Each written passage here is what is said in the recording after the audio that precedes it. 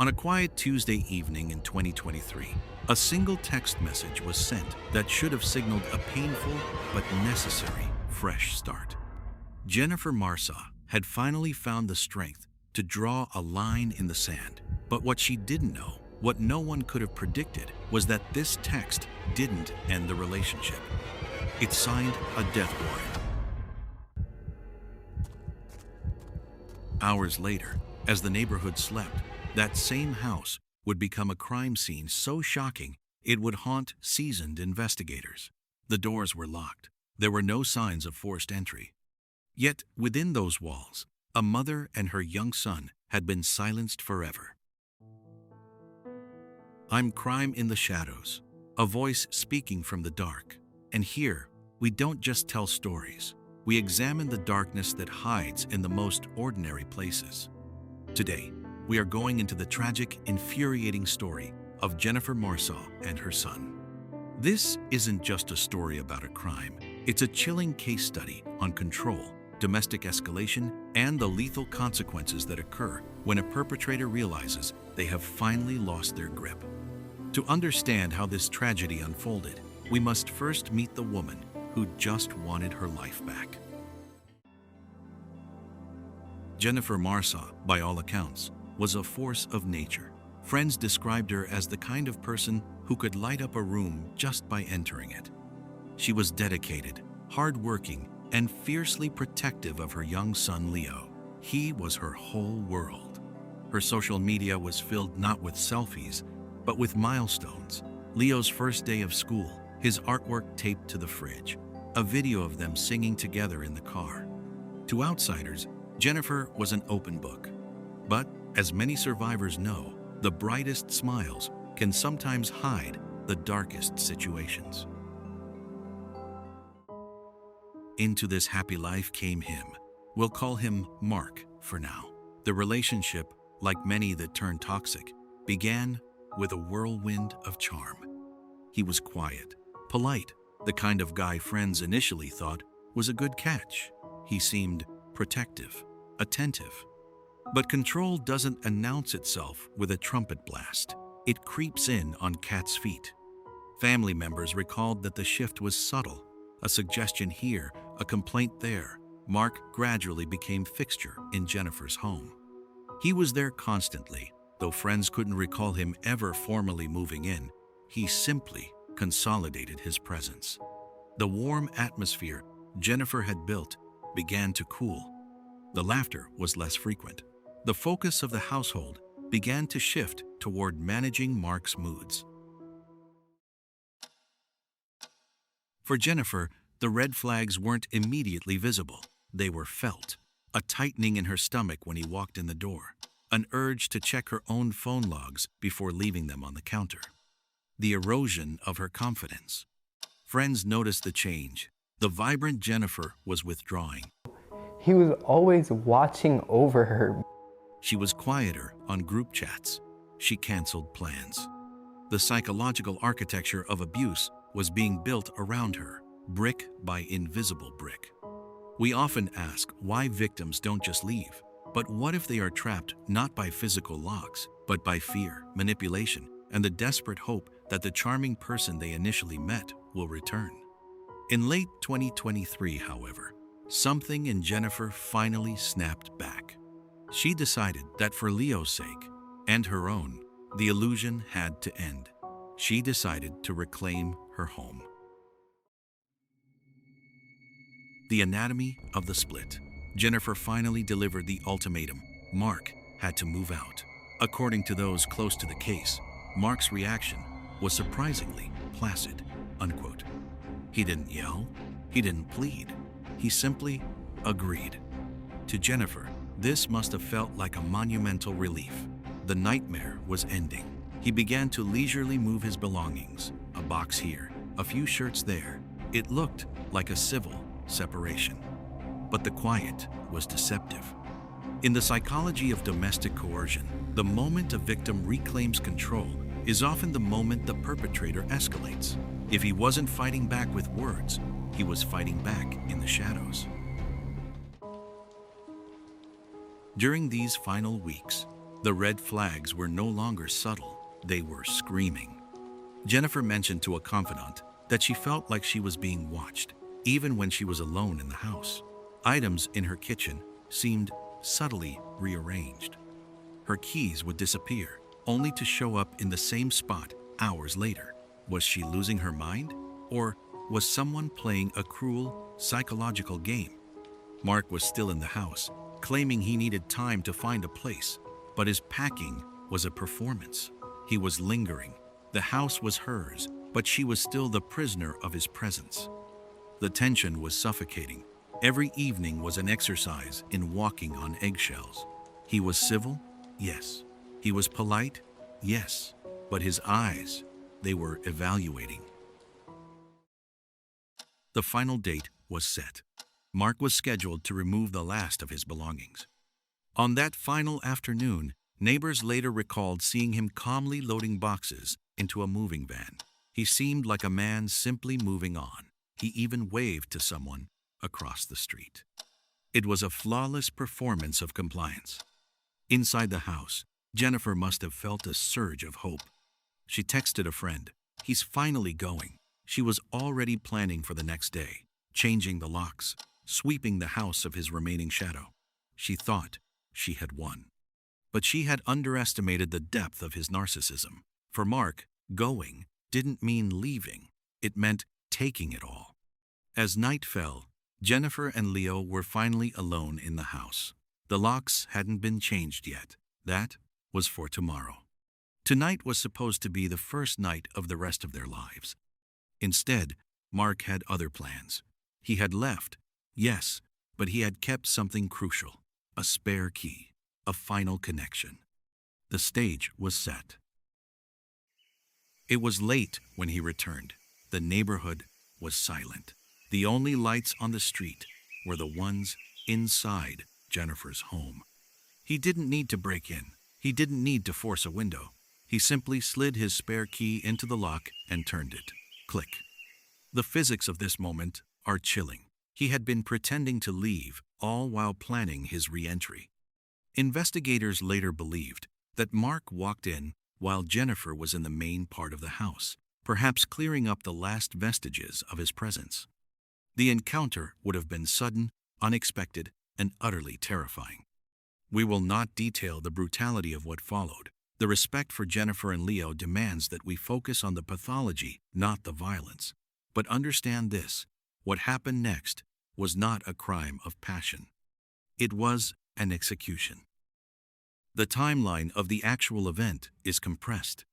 What investigators found was that after the crime was committed, there was a strange, terrifying period of stillness. Mark didn't flee. He didn't call the police. He stayed in that house for nearly 3 hours after Jennifer and Leo were gone. Think about that. 3 hours. What was he doing? Was he scrubbing evidence? Was he simply sitting there, luxuriating in his final act of absolute control? Neighbors later reported hearing nothing. No screams, no gunshots, only a heavy silence.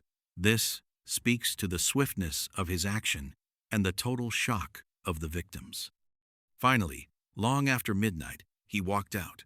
He locked the door behind him. He got into his vehicle and drove away. He left them locked inside, turning their safe haven into a tomb. In his mind, he had resolved the situation. He had ensured that if he couldn't have that house, no one else could. The silence was broken the next day. Jennifer was a reliable worker.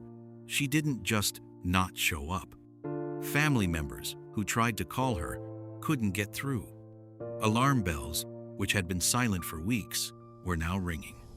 By late afternoon, police were called to perform a welfare check. They knocked. No answer. They peered through the windows. Nothing looked disturbed. But the gut feeling of the family was undeniable. Something was wrong. Officers eventually made entry. What they found inside was a scene that shattered the mundane suburban veneer. Jennifer and Leo were discovered. The crime scene was stark, brutal, and utterly silent. For the initial investigators, the scene was confusing. The house was locked. There was no signs of a struggle near the entry points. End of quote. It looked as though the violence had simply appeared, fully formed in the center of the home. The puzzle pieces were scattered, but the first clue was obvious. Where was Mark? His facade of the cooperative ex evaporated instantly. He was the only logical suspect. The investigation pivoted rapidly from a welfare check to a homicide case. Forensic teams began the slow process of deconstructing the crime scene. They found prints. They found DNA. But the most damning evidence wasn't what they found inside the house. It was what Mark had left outside. Digital forensics became the star of this phase. Investigators pulled GPS data from Mark's vehicle and location data from his cell phone. What it revealed was a terrifying, premeditated map. Mark's phone location didn't show him at a new apartment or a hotel after he moved out. His data showed him circling the neighborhood. His data showed him inside Jennifer's house during the hours of the murders. His search history was even more incriminating. Weeks before, while he was supposedly packing, he was searching for information on the very methods he used that night. The police had their suspect. The facade of the polite man was gone. They just had to find him. This is the moment we stop focusing on the how and start analyzing the why.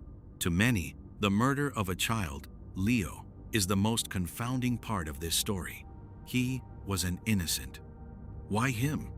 Psychologists would classify Mark as a specific and terrifying type of offender, the family annihilator. In this pathological dynamic, the perpetrator doesn't necessarily hate the victims. The tragedy is fueled by a desperate, toxic form of love and ownership. For a narcissist like Mark, Jennifer and Leo were not autonomous individuals. They were possessions. They were extensions of himself. When Jennifer kicked him out, she wasn't just ending a relationship. She was shattering his world and, crucially, his control. He couldn't accept that she could exist without him.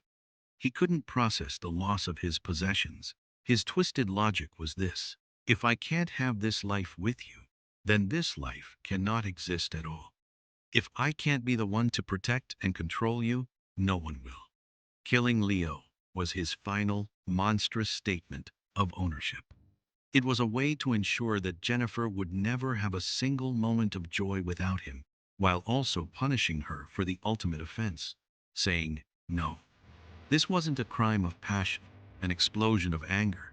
It was a cold, calculated strategy. It was a plan that was weeks in the making, incubated in the shadows of his own perceived rejection. Just when the case against Mark seemed solid, investigators uncovered one final piece of evidence that changed everything. While Mark was in police custody, still maintaining the charade of shock and grief, forensic technicians managed to bypass the security on a tablet he had given away just days before the crime. They found a secret, hidden app. Inside that app, they found something chilling: video logs. Mark hadn't been packed and ready to go that afternoon. He had spent his final hours, while supposedly loading boxes, setting up small hidden cameras all over the house. This wasn't a man moving on. This was a man preparing for surveillance. He intended to watch them after he left. He wanted to continue to own the emotional atmosphere of that house, even after his physical presence was gone. But when he returned that night, the plan changed from surveillance to execution. This discovery did more than add evidence. It proved the depth of his deliberation. He had planned to keep a digital tether to Jennifer. The moment he walked in with that spare key, he decided to cut the tether and end the story himself. This final twist sealed his fate. The polite man was a monster, and he had been documented his own sickness. Throughout this story, we've called him Mark. We've looked at him as a shadow, a presence, a polite ex-partner. But the shadow has a name. His name is Jennifer Marsaw. The case was closed quickly. The digital evidence was insurmountable. Irving received the sentence he deserved, though no amount of time in prison could ever fill the void he left behind. We will not use his name again.